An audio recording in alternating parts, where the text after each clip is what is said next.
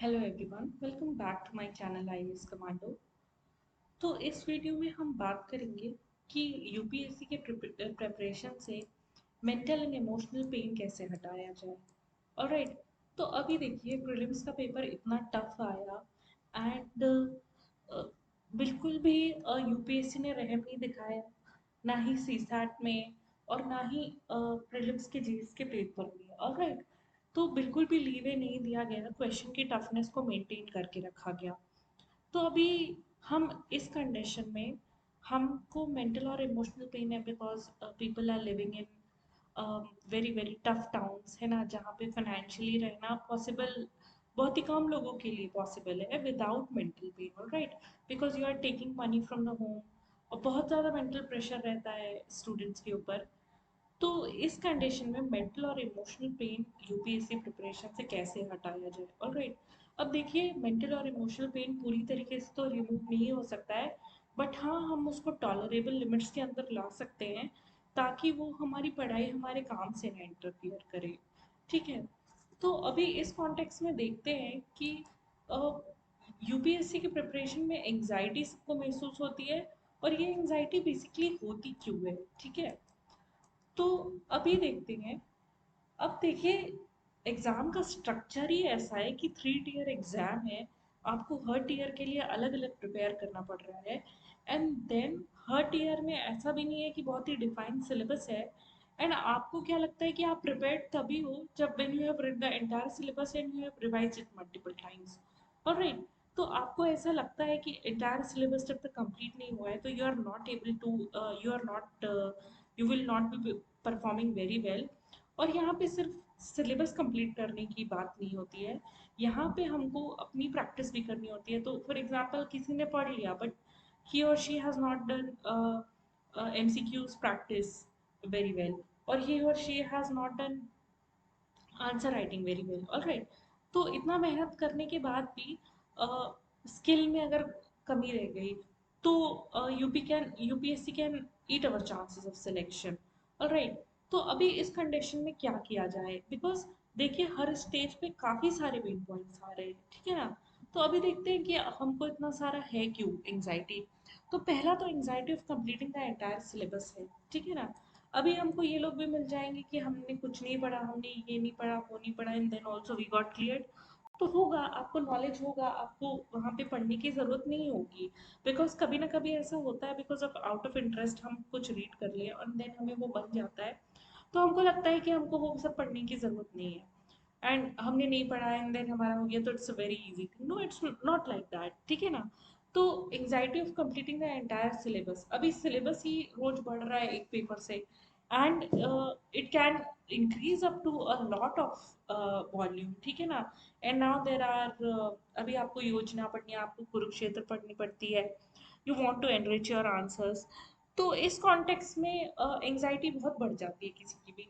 अभी anxiety of lack of confidence in your multiple rounds of revision, अगर आपका पढ़ाई भी हो गया है, कंप्लीट भी कर लिया आपने एंटायर सिलेबस, तो देन आपको लगेगा कि रिवीजन के राउंड कम है, आपको याद नहीं आ रहा है, there is something that you are missing here, आपको सिलेबस में ये पॉइंट कमजोर लग रहा है, अपना वो पॉइंट कमजोर लग रहा है। ठीक है ना, तो वो बैक ऑफ द ब्रेन ये चीज़ें दिमाग में रहती हैं and we are always anxious कि यहाँ पे इनकम्प्लीट रह गया है, बिकॉज कहीं ना कहीं हम सबको इस चीज़ का ओसीडी है कि पूरा कंप्लीट होना चाहिए हमारा काम। ऑलराइट, तो यहाँ पे भी एंजाइटी बिल्डअप हो रही है। देखिए अभी 2 जगह हम ऑलरेडी एंजाइटी बिल्ड कर चुके हैं और अभी हम एग्जाम के करीब तक नहीं आए हैं। ठीक है ना, एंड देन अभी आपने पढ़ लिया एंड देन डेली डेली आपकी एंजाइटी बढ़ तो रही है जैसे आ रहा है एग्जाम, एंड देन इंडिया का जो वेदर है वो भी इफेक्ट कर रहा है, because you have your UPSC prelims exam in the scorching heat of the summer. Alright,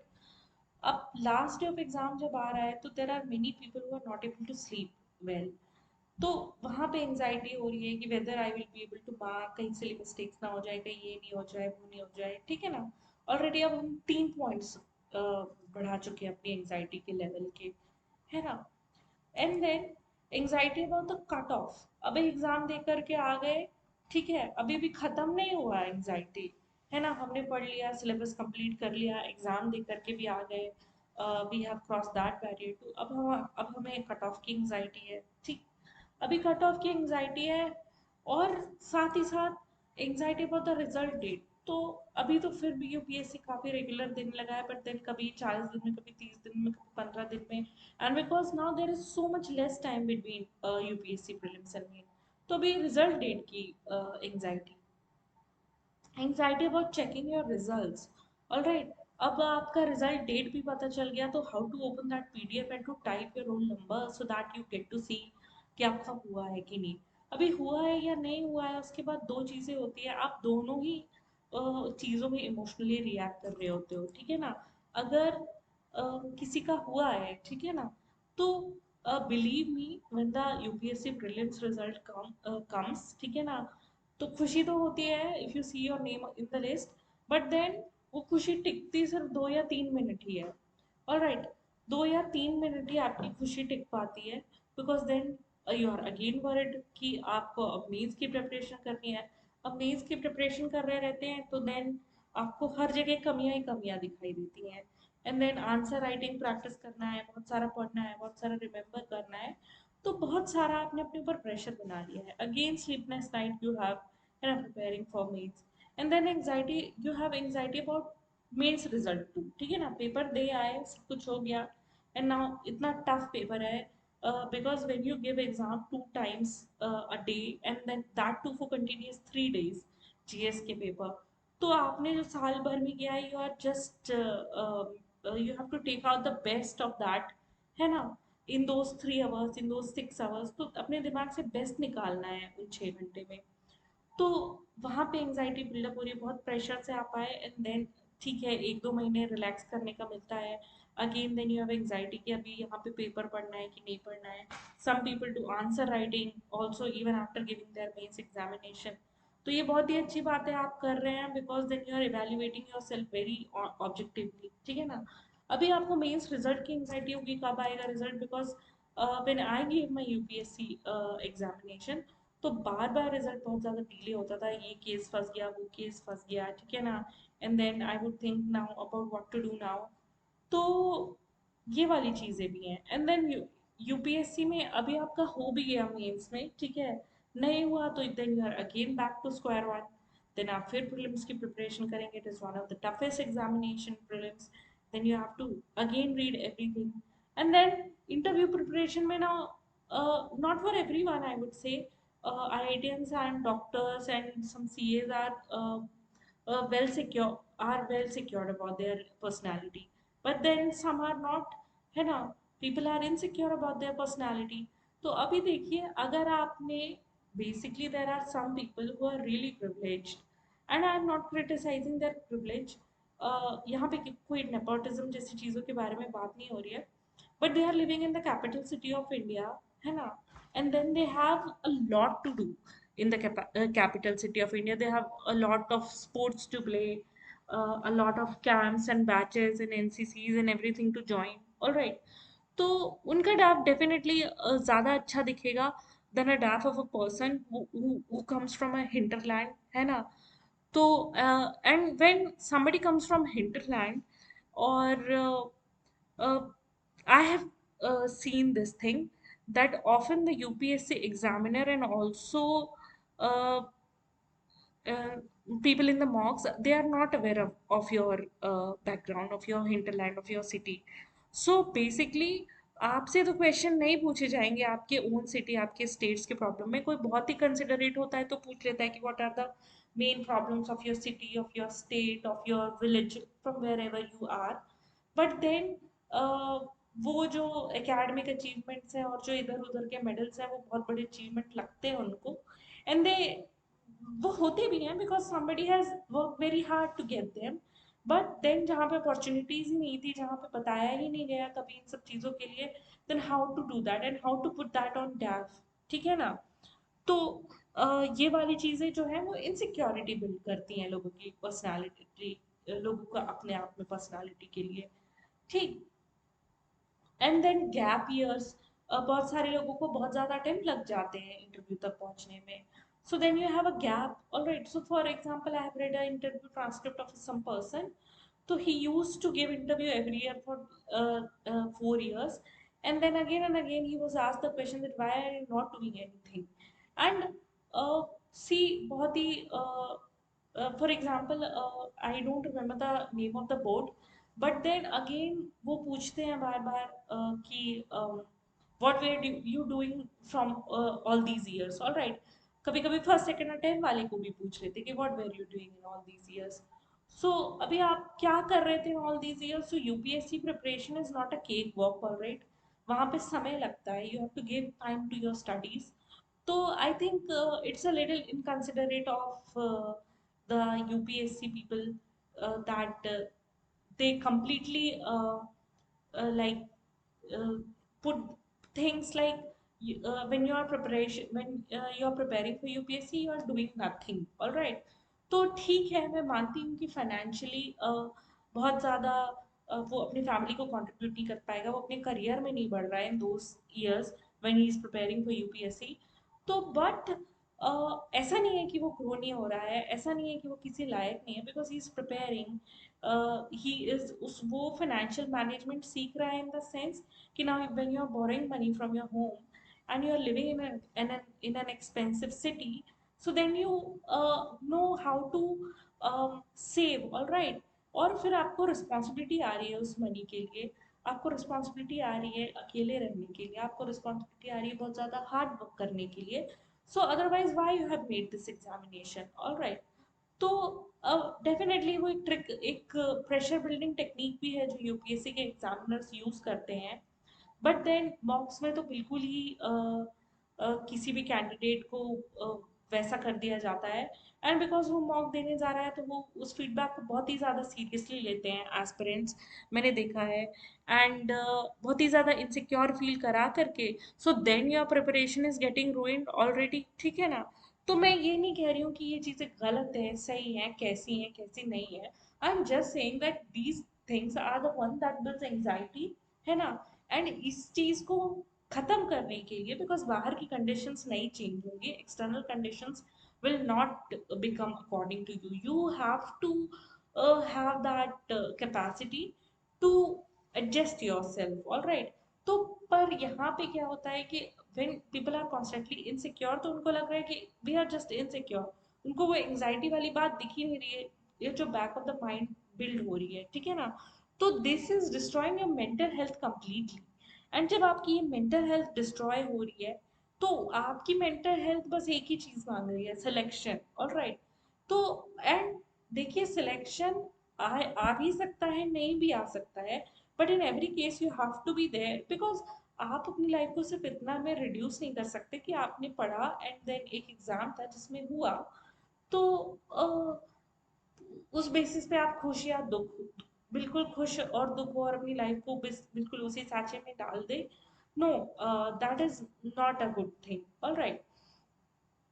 तो ये वाली चीज है. एंड देन यूपीएससी के इंटरव्यू प्रिपरेशन के बाद भी there are some candidates who make it to the list, so they will be happy. And then वो हैप्पीनेस भी एक इमोशनल रिएक्शन है, and the sadness which you sadness which you encounter when you don't get selected. तो अभी मैंने देखा है कि कहीं सुना है, कहीं पढ़ा है कि जब दिल टूटता है तो ब्रेन के एग्जैक्टली वही वाले हिस्से एक्टिवेट होते हैं, जैसे आपको थप्पड़ पड़ता है, आपको फिजिकली असॉल्ट किया जाता है. ना I have only just have a cursory reading of such an article. But अगर ऐसा ट्रू है तो वाकई बहुत बुरा लगता है. It's very heavy to not find your name in the list, ठीक है ना. अगर देखिए, यूपीएससी के मेंस के लिए अगर किसी ने थोड़ा भी वर्क किया है, किसी ने ज़्यादा वर्क किया है, ऑलराइट, तो वो थोड़ा वर्क भी थोड़ा नहीं है, it's a lot of hard work, alright. It's a lot of unpaired hard work which you won't do when you are working in an organization. You will ask for appreciation, ठीक है ना.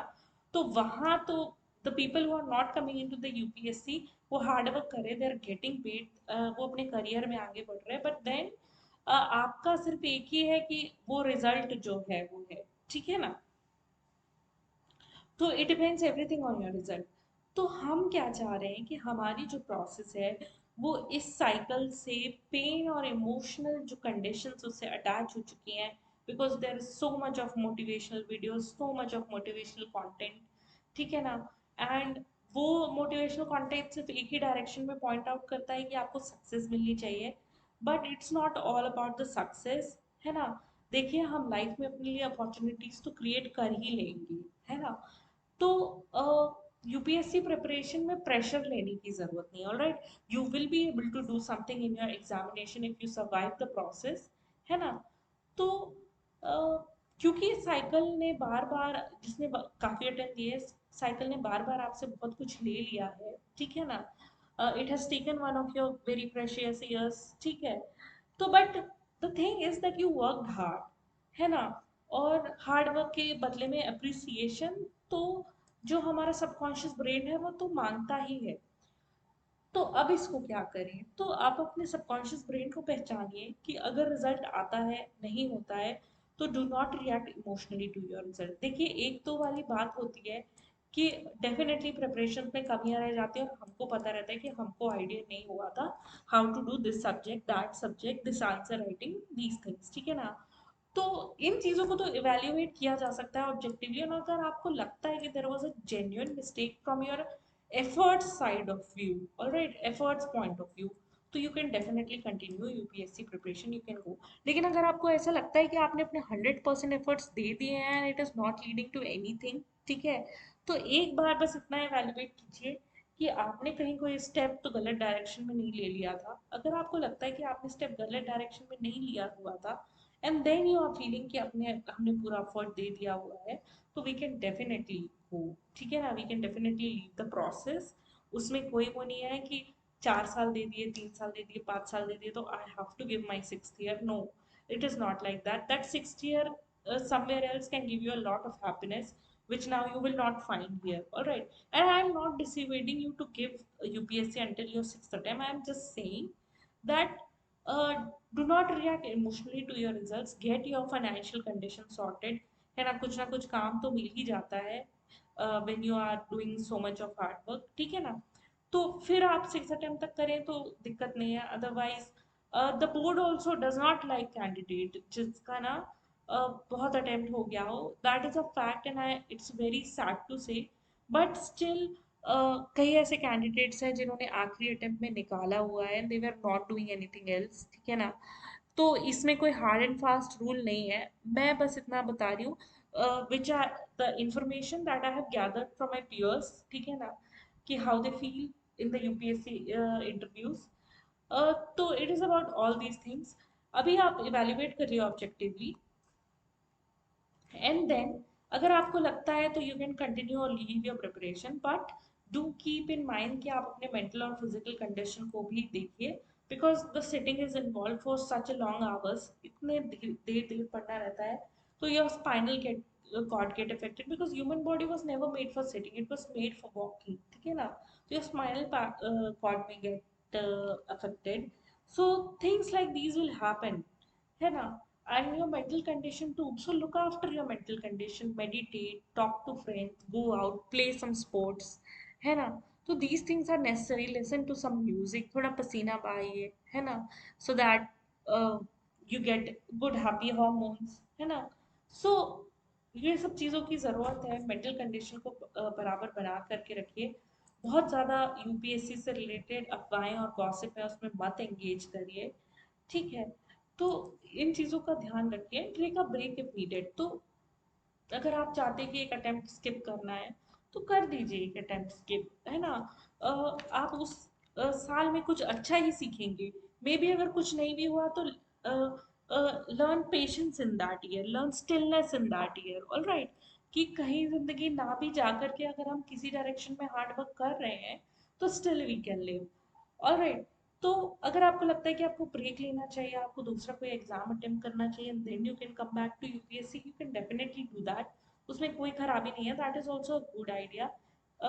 Once you have studied, आपने 2-3 साल पढ़ लिया तो single minded focus की जरूरत नहीं रहती है यूपीएससी के लिए, तो definitely you can go on, ठीक है ना। उसको इतना पर्सनलाइज मत करिए यूपीएससी के फेलियर को, उसमें बहुत सारे फैक्टर्स इन्वॉल्व रहते हैं।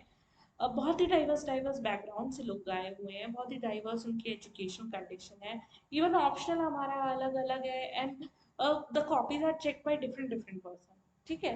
तो बहुत सारा फैक्टर इन्वॉल्व है यूपीएससी में that can make and break your thing. So be prepared for that too. तो ये सब चीजें हैं. एंड बिल्कुल भी पेन को मेंटल लेवल पे मत लेकर के जाइए, है ना. That is not required at all, because the you have to remember the diversities of the factor. तो आप अपनी एक फैक्टर लिस्ट बना लीजिए यूपीएससी की. अगर उसमें आपको एफर्ट का फैक्टर या आपकी किसी स्किल में कमी का फैक्टर लगता है, ठीक है, तो वो डेफिनेटली आप उसको रेक्टिफाई कर सकते हैं. एंड देन बाकी जो फैक्टर्स हैं, अगर वो आपको लगता है कि ज़्यादा भारी हैं आपके एफर्ट के फैक्टर से, तो then you can take a break, है ना. So, this was all about the UPSC removing mental and emotional pain from UPSC preparation. I think that is most needed.